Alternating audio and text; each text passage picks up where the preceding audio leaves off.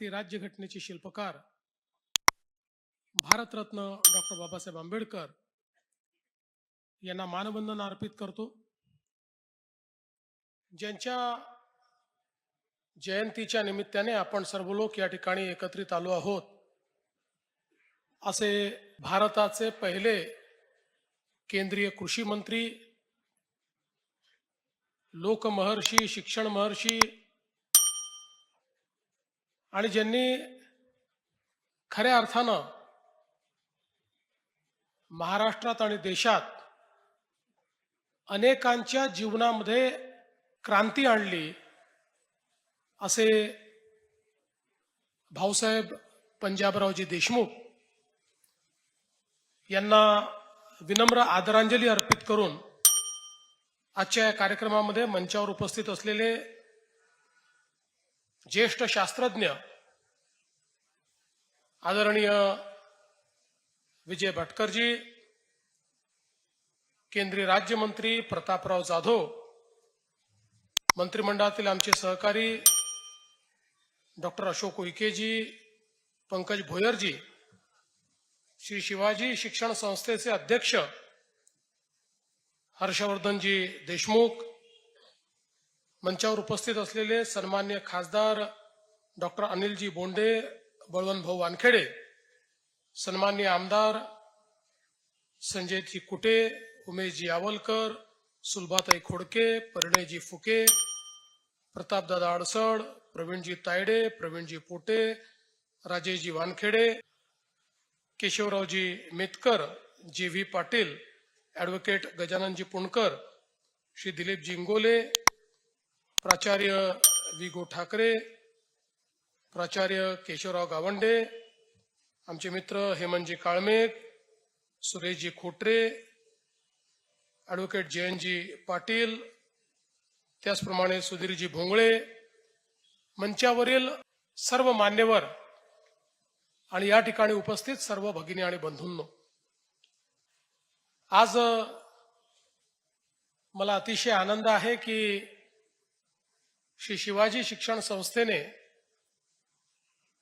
अतिशय प्रतिष्ठेचा असलेला हा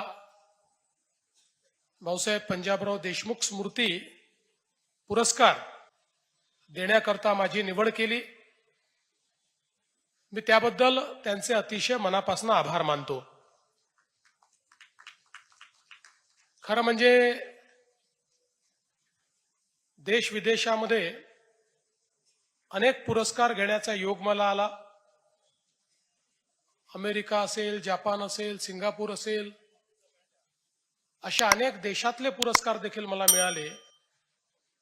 पण त्या सगळ्या पुरस्कारांपेक्षा अधिक मोलाचा पुरस्कार हा मी भाऊसाहेब पंजाबराव देशमुख स्मृती पुरस्कार मानतो।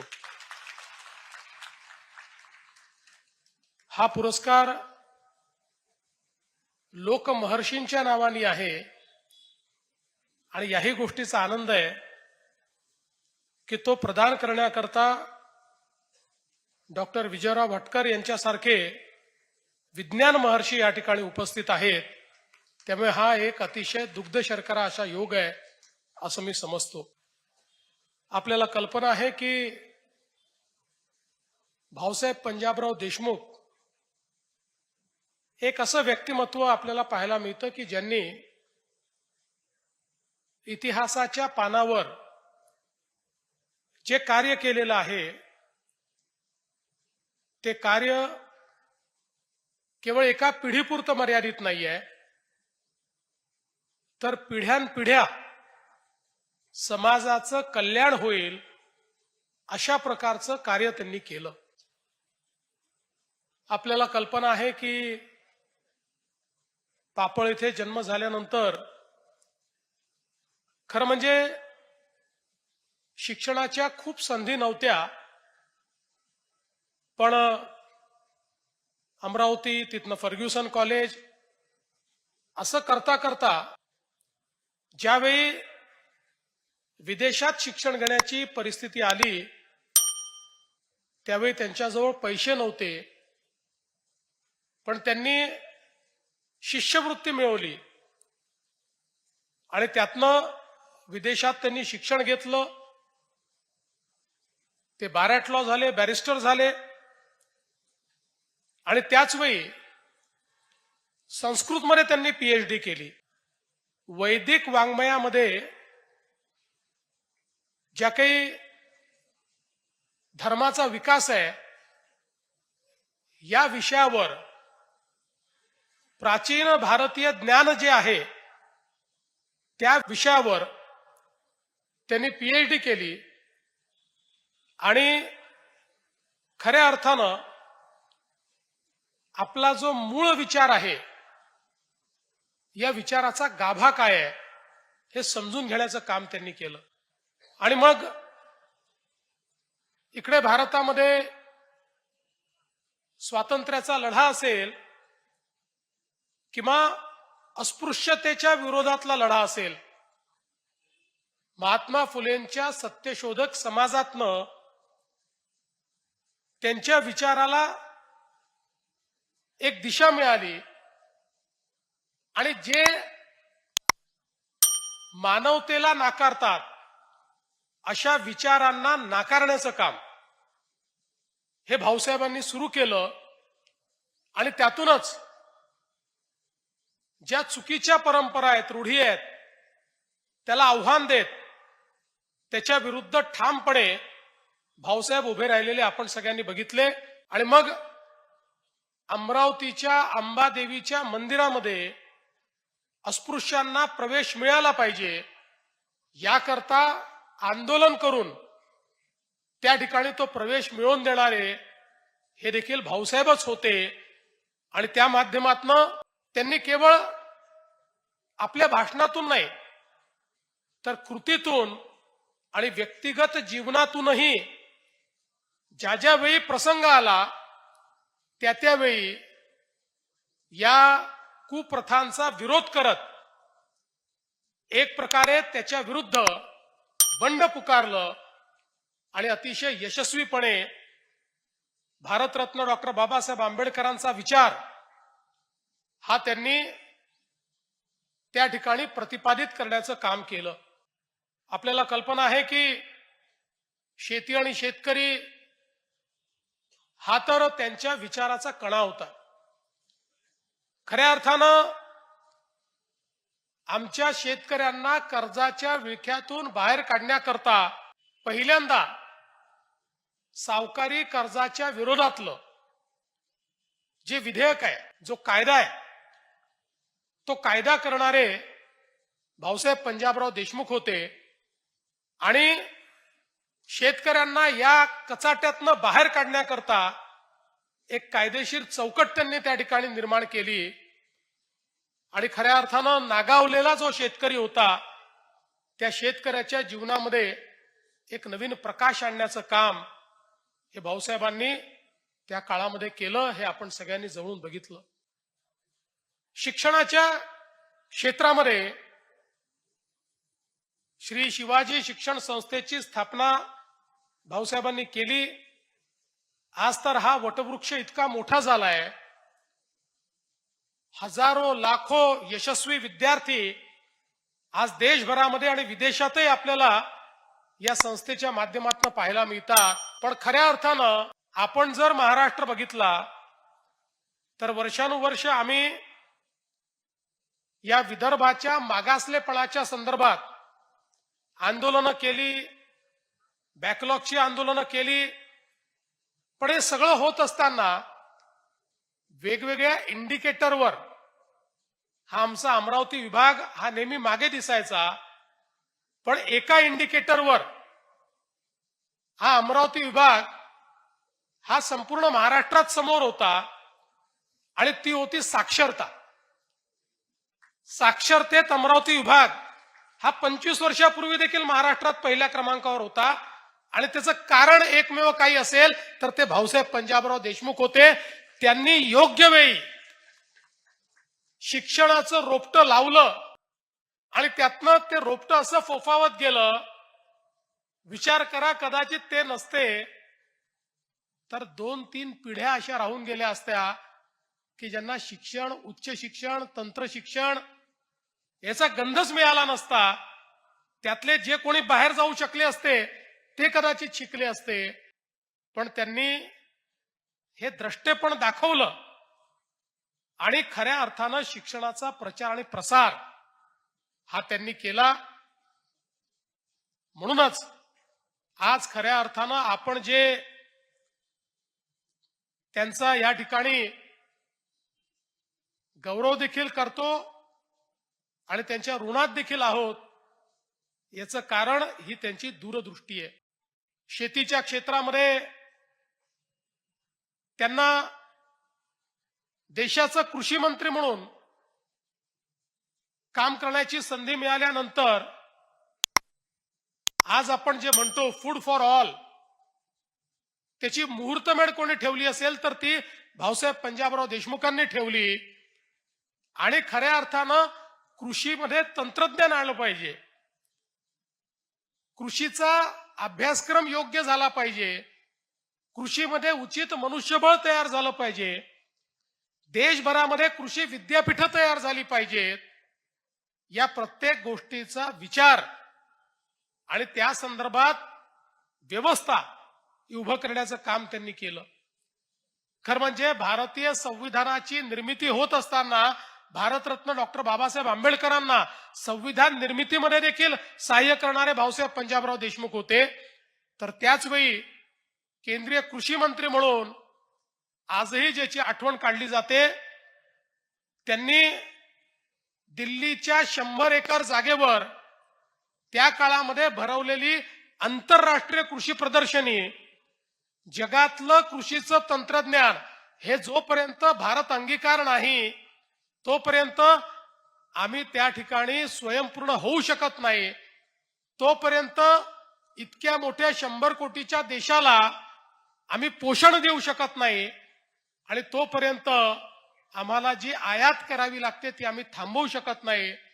आणि म्हणून ही प्रदर्शनी त्यांनी तयार केली आणि त्यातनं इतक्या मोठ्या प्रमाणात आपल्याला कल्पना आहे की त्या काळी अमेरिकेचे राष्ट्रपती आयझनहावर असतील, क्रिश्चेव असतील रशियाचे, किंवा लेडी माउंटबॅटन असतील, यांच्यासारख्या अतिशय मोठ्या लोकांनी त्या कृषी प्रदर्शनीला त्या ठिकाणी भेट दिली. आणि हे करत असताना ती केवळ मोठ्या लोकांकरता नाही, तर भारतातले देशभरातले गरीबात गरीब असे शेतकरी हे देखील त्या कृषी प्रदर्शनीमध्ये आणून कृषीच्या क्षेत्रात काय बदल केला पाहिजे, जगात काय चाललंय हे आपल्या सामान्य शेतकऱ्याला कळावं, याकरता त्यांनी केलेला एक अत्यंत मोठा उपक्रम होता, जो त्यानंतर अतिशय यशस्वी झाला. आणि आपल्या देशामध्ये कृषी क्षेत्रातले जे काही रिफॉर्म्स आहेत त्याचे जनक म्हणून जर कोणाकडे आपण पाहू शकतो, आणि अशा प्रकारच्या सुधारणा करताना त्या सुधारणा या कृषी केंद्रित असल्या पाहिजे आणि शेतकरी केंद्रित असल्या पाहिजे असा आग्रह धरून या सुधारणा करणारे भाऊसाहेब त्या ठिकाणी होते. आणि म्हणूनच मला असं वाटतं की आपण ज्यावेळेस एखाद्या राष्ट्राचा विचार करतो त्यावेळी राष्ट्र निर्मितीमध्ये काही लोक सातत्याने आपलं योगदान देत असतात आणि राष्ट्र निर्मितीमध्ये योगदान देणाऱ्यांना आपण नेशन बिल्डर म्हणतो. अशा प्रकारचं राष्ट्र निर्मितीमध्ये योगदान देणाऱ्यांपैकी एक नेशन बिल्डर म्हणून या ठिकाणी आपण भाऊसाहेब पंजाबराव देशमुखांकडे पाहू शकतो. आणि म्हणूनच त्यांच्या स्मृतीचा पुरस्कार हा त्या ठिकाणी आम्हाला तुम्हाला द्यायचा आहे. हे सांगण्याकरता भैयासाहेब ज्यावेळेस पंकजजींसोबत आणि आमच्या हेमंत भाऊंसोबत आले त्यावेळी मी त्यांना सांगितलं मी हा सहर्ष स्वीकृत करतो, कारण या पुरस्कारामुळे या महाराष्ट्राच्या कृषी क्षेत्रामध्ये जे परिवर्तन करण्याचं मिशन मी हातामध्ये घेतलेलं आहे ते मिशन पूर्ण करण्याकरता मला प्रचंड अशा प्रकारची त्यातनं स्फूर्ती मिळेल आणि म्हणून हा पुरस्कार मी स्वीकारला. आज आपल्याला माहिती आहे महाराष्ट्रामध्ये आपण नानाजी देशमुख कृषी समृद्धी योजना असेल, स्मार्ट सारखी योजना असेल, मॅग्नेट सारखी योजना असेल, हजारो कोटी रुपये खर्च करून क्लायमेट प्रूफ ऍग्रिकल्चर आणि व्हॅल्यू ऍडेड ऍग्रिकल्चर अशा दोन गोष्टींवर खूप मोठ्या प्रमाणात काम सुरू केलंय. शेती शाश्वत झाली पाहिजे हा आपला प्रयत्न आहे. त्याकरता जी काही त्या ठिकाणी मॉइश्चर सिक्युरिटी आहे ती मिळाली पाहिजे याकरता आपण प्रयत्न करतोय. कृषी क्षेत्रात यांत्रिकी आली पाहिजे याकरता आपण प्रयत्न करतोय. आणि आता कृषी क्षेत्रामध्ये एआय आला पाहिजे ज्याचा डॉक्टर विजय भाटकर साहेबांनी उल्लेख केला. आज आपण जवळपास 500 कोटी रुपयाचं या ठिकाणी AI in agriculture, artificial intelligence in agriculture अशा प्रकारचं एक मिशन हातामध्ये घेतलंय. आणि पुढच्या काळामध्ये आर्टिफिशियल इंटेलिजन्स हे शेतीच्या क्षेत्रामध्ये एक परिणामकारक बदल हे निश्चितपणे घडवणार आहे. आपल्याला मला सांगताना आनंद वाटतो की नुकतंच एक आम्ही पुण्याला ऍग्री हॅकेथॉन घेतली होती. कृषी क्षेत्रामध्ये आर्टिफिशियल इंटेलिजन्सचा उपयोग करून काही स्टार्टअप्सला बोलवलं होतं आणि त्यांनी इतक्या चांगल्या प्रकारचे मॉडेल त्या ठिकाणी दाखवले. मग त्या ठिकाणी कीड नियंत्रणाचे विषय असतील तर इतक्या वेगवेगळ्या प्रकारचे मॉडेल होते. काही मॉडेल आर्टिफिशियल इंटेलिजन्सचा उपयोग करून केवळ हवेतनं त्या ठिकाणी प्रेडिक्ट करू शकत होते की कुठली कीड तयार होईल, कशा प्रकारे होईल, त्याचं काय नियंत्रण करता आलं पाहिजे. काही असे होते की त्या ठिकाणी नुसता फोटो काढून त्या फोटोचा अनालिसिस करून अगदी त्या ठिकाणी प्रत्येक स्टेजवर पिकाची परिस्थिती काय आहे याचं आपल्याला अनालिसिस करून कीड येऊ शकते का, आली तर काय केलं पाहिजे, ती कुठल्या स्टेजला आहे, अशा अनेक गोष्टी. म्हणजे आज आपल्याला शेती क्षेत्रामध्ये ज्या ज्या काही अडचणी आहेत, माती परीक्षणापासनं तर कीड नियंत्रणापर्यंत आणि हार्वेस्टिंग पासनं पोस्ट हार्वेस्ट टेक्नॉलॉजी पर्यंत अशा सगळ्या गोष्टी आज या माध्यमातनं एआयचा उपयोग करून आपण करू शकतो. आणि सगळ्यात महत्वाचं, आज आमच्याकडे शेतकऱ्यांकडे जे लँड होल्डिंग आहे ते कमी आहे. त्यातल्या त्यात विदर्भात बरं आहे पण तेही काही जास्त नाही आहे. तो फार काही त्या ठिकाणी करू शकेल अशा प्रकारची परिस्थिती नाही आहे. पण एआयचा उपयोग करून आणि एआय आणि यांत्रिकीकरण या दोनचा उपयोग करून आपण ही शेती फायद्याची देखील करू शकतो. आणि त्यासोबत वातावरणाच्या बदलाचा जो परिणाम शेतीवर होतोय तो परिणाम त्या ठिकाणी थांबवण्याचं काम देखील करू शकतो. याचं मिशन हे महाराष्ट्रामध्ये आज आपण हातामध्ये घेतलेलं आहे. नैसर्गिक शेतीचं मिशन आपण हातामध्ये घेतलेलं आहे. आपल्याला कल्पना आहे, परवाच आम्ही एक गिनीज बुकचा रेकॉर्ड केला आणि तो रेकॉर्ड म्हणजे एका महिन्यामध्ये सर्वाधिक सोलर कृषी पंप जगामध्ये लावण्याचा रेकॉर्ड हा महाराष्ट्रामध्ये आम्ही केला. आणि मला सांगताना आनंद वाटतो की 2026 पर्यंत आपल्या प्रत्येक शेतकऱ्याच्या शेतामध्ये दिवसा 12 तास सोलरची वीज मोफत आम्ही पोहोचवण्याचं काम हे त्या ठिकाणी पूर्ण करणार आहोत. आणि त्यातनं शेतकऱ्याला कोरडवाहूपासनं तर बागायतीपर्यंत नेण्याचं एक मोठं मिशन हे आम्ही हातामध्ये घेतलंय. वैनगंगा, नळगंगा सारखा प्रकल्प असेल, नदीजोड प्रकल्पाच्या माध्यमातून 500 किलोमीटरची नवीन नदी तयार करून संपूर्ण पश्चिम विदर्भातला जो काही दुष्काळी पट्टा आणि खारपाण पट्टा आहे याच्यामध्ये शाश्वत सिंचनाची व्यवस्था 1,00,000 कोटी रुपये खर्च करून आपण त्या ठिकाणी करतो आहोत. या सगळ्या गोष्टी खऱ्या अर्थानं आम्हाला भाऊसाहेब पंजाबराव देशमुखांनी जो शाश्वत मार्ग दाखवलेला आहे त्या मार्गानेच चालण्याचा प्रयत्न आमचा आहे. आणि मागच्या काळामध्ये आपल्याला माहिती आहे, आपल्या विद्यार्थ्यांकरता देखील आपण भाऊसाहेब पंजाबराव देशमुख निर्वाह भत्ता योजना सुरू केली. आपल्या ज्या विद्यार्थ्यांना हॉस्टेलला ऍडमिशन मिळत नाही त्यांना त्या ठिकाणी बाहेर राहण्याकरता निर्वाह भत्ता देण्याची सुरुवात ही देखील आपण या ठिकाणी केली. आणि ते मिशन देखील भाऊसाहेबांचं शिक्षणाचं मिशन हे पुढे नेण्याचं काम आम्ही करतोय. मी भैयासाहेबांना एवढंच या ठिकाणी सांगू इच्छितो की आपण काही मागण्या केलेल्या आहेत. आचारसंहिता असली तरी मी आपल्याला सांगतो, आपण काळजी करू नका. आज जरी मला घोषणा करता येत नसली तरी या सगळ्या मागण्या मी पूर्णच करणार आहे, तुम्ही काळजी करू नका. आणि जसं पंकज भाऊनी सांगितलं, आमचे पंकज भाऊ आता तुमचे राजदूत म्हणून आमच्या मंत्रिमंडळात आहेत. त्याच्यामुळे तुम्हाला काही लागलं तर तुम्ही पंकज भाऊला सांगू शकता. पंकज भाऊ अधिकाराने ते सगळे या ठिकाणी करून घेऊ शकतात. पंकज भाऊने देखील जी मागणी केली ती अत्यंत महत्वाची आहे, पण तीही इलेक्शनमुळे मला त्याची अनाउन्समेंट करता येत नाही. पण माझ्याकडे मागणी करण्यापेक्षा खात्री तुमच्याकडे आहे, अधिकारी तुम्हालाच आहे. त्यामुळे इलेक्शन झाल्यानंतर तुम्हीच येऊन घोषणा करून टाका आणि भाऊसाहेब पंजाबराव देशमुखांच्या नावाने जे एक प्रशासकीय मोठं भवन आपल्याला तयार करायचं आहे तर निश्चितपणे तुमच्याच नेतृत्वात या ठिकाणी तयार होईल हा विश्वास मी व्यक्त करतो. पुन्हा एकदा आजच्या या पुरस्काराच्या निमित्ताने माझ्यासोबत काही आमच्या बहिणींना पुरस्कार या ठिकाणी मिळालेले आहेत, ज्यांनी शेतीच्या क्षेत्रामध्ये अतिशय उत्तम काम केलंय. अशा माझ्या या बहिणींना देखील मी खूप खूप शुभेच्छा देतो. काही आमच्या छोट्या मुलींना वेगवेगळ्या प्रकारच्या स्कॉलरशिप मिळाल्यात, त्यांच्याही यशाबद्दल त्यांचंही अभिनंदन करतो. पुन्हा एकदा आपल्या सर्वांचे या पुरस्काराकरता अतिशय मनपूर्वक आभार मानतो.